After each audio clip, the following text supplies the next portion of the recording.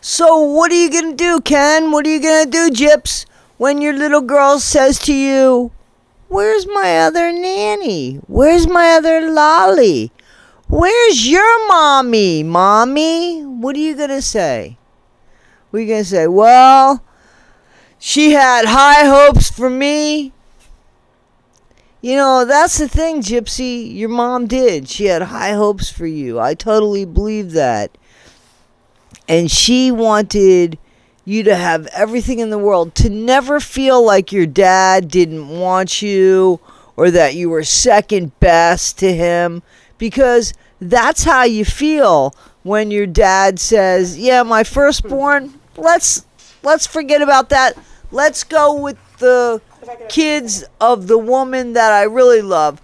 The kid, my firstborn, what? She's sick? No worries. I'll catch up with her in the next lifetime. And then what do you do with those feelings after you have felt shunned and felt less important than your half-sister, which you had to have because your dad wanted to stay and take care of Mia and raise Mia. And that doesn't bother you, Gypsy. Everything bothers you, Gypsy. You're jealous of everybody, Gypsy. Hell, you're jealous of Ryan smacking some girl on the ass even when you don't want Ryan around. You just don't want Ryan with anybody else. That's what it is, isn't it? And here's the thing. If nobody can offer anything to you, Gyps Ahoy, they're nobody in your book. They're useless in your book. So when your little girl, Aurora, starts going to school and starts making friends, and none of those friends are allowed to come over to your house because the parents are afraid, and Aurora's not allowed to go over to their house because they're afraid, what are you going to tell your daughter then? Are you going to sit there and say, but it wasn't my fault? Extenuating circumstances, dear. It wasn't my fault. It was that guy, Nick. Nick, I sought Nick out, honey. Aurora. I sought Nick out. But to be honest with you, he really wasn't supposed to last this long. I set him up to kind of make sure he wasn't going to last. I was supposed to end up with a lot more money.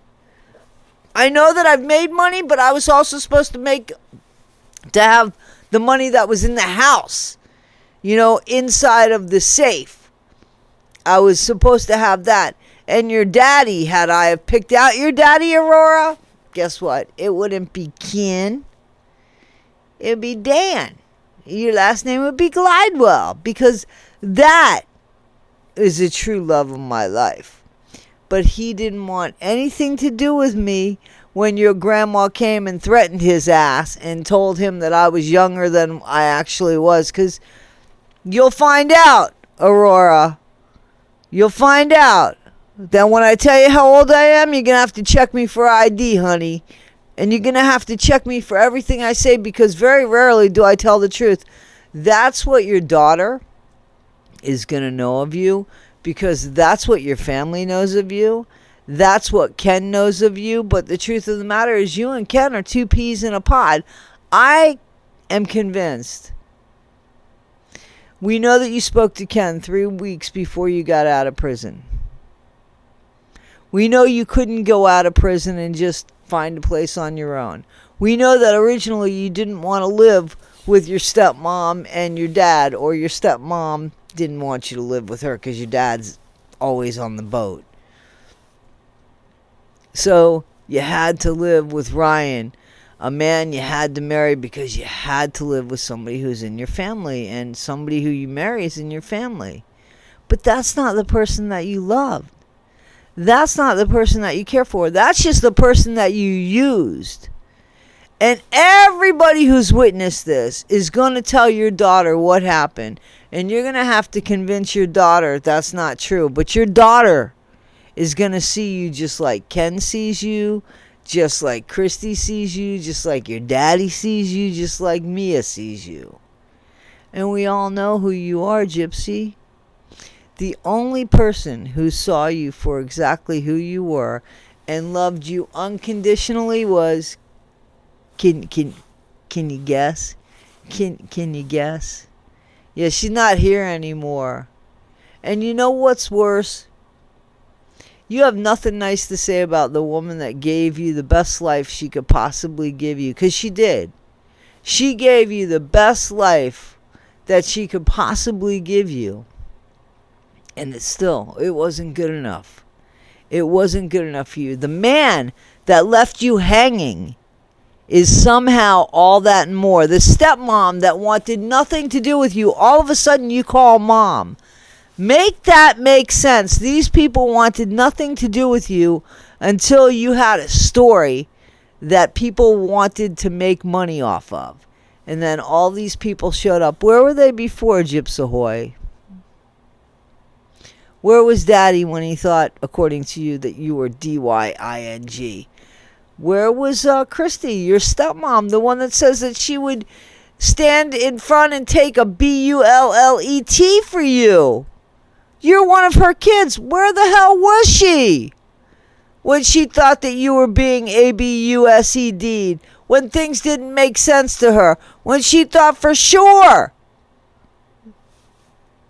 that your mom was messing around and making up things that wasn't true? Where was the advocacy? Where were people fighting for you?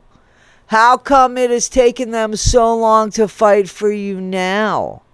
Because now you have a little bit of money. Now you have a little bit of, I don't know, clout in your name. I mean, you're a mommy murderer, but people know you. You know, it's better, I guess, to be known as a mommy murderer than not to be known as at all. Isn't that true, Gypsy? Ahoy! Gypsy, ahoy! Is that not true, Gypsy? So, where are these lovely people that weren't there before but are there now because you got a paycheck?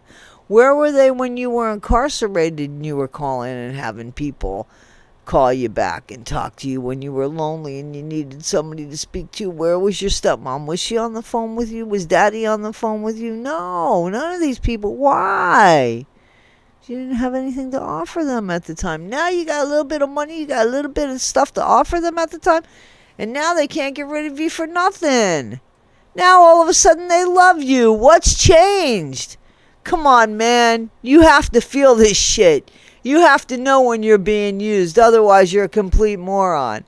Gypsy, you're not a complete moron. You know you're being used by your stepmommy and your daddy.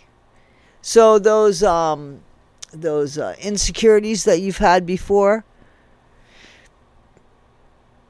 you still have them, don't you? Don't you still have them? And really, I would just love to be a fly on the wall, because I'd love to know who the fuck you're going to blame when you tell your daughter that you unalived her grandma. And then you come up with how many reasons. Maybe she'll read the book, see the TV show, hear you talk, and she'll get 3 different reasons for the same thing. And she'll say, "Doesn't make any sense, Mom. Can you tell me one thing? Because every time I turn around, you tell me something different." Kind of like you say to us, Gyps. Lie, lie, lie. Gyps ahoy! Liar, liar, pants on fire. Guys, this is Issues with Toddy One Skip. I am Toddy One Skip. Be better today than you were yesterday. Not half as good as you'll be tomorrow. Be kind. Except to Ken and Gypsy. Thanks, guys. And Christy.